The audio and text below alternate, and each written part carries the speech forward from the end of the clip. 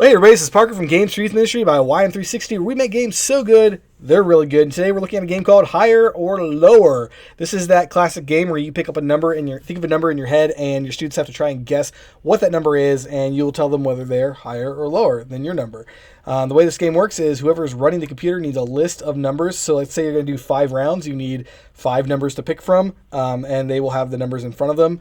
And all they have to do is just hit the arrow keys. The up arrow key would mean that whatever the student picked, your number that you picked is actually higher than their number, and if it's lower, then you press the down arrow key and it would be lower. And then you have a clock down here in the corner that you can set. So I have mine set to 20 seconds. You can do whatever you want with that. And hitting the spacebar will start the clock, and hitting the arrow keys will go higher or lower.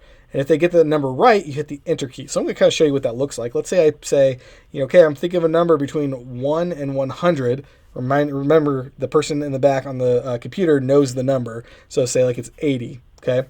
And you hit the spacebar to start, and the person guesses, and they say, okay, 50, up arrow key higher, okay, 90, lower, 75, higher, 76, higher, 82, lower, 80, enter.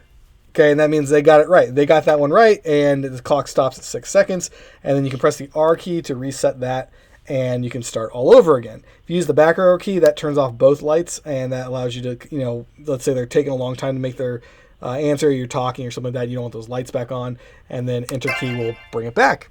So that is called Higher Lower. It's a lot of fun, easy, no setup at all. You just need a little piece of paper with some numbers on it, and it's a good way to pick students for things like, if you dismiss your students in a certain order or something like that, whoever gets this wins by picking the correct number. So that is Higher Lower. I hope you guys enjoy it. It's at GamesTruthMinistry.com, and I will see you in the next game.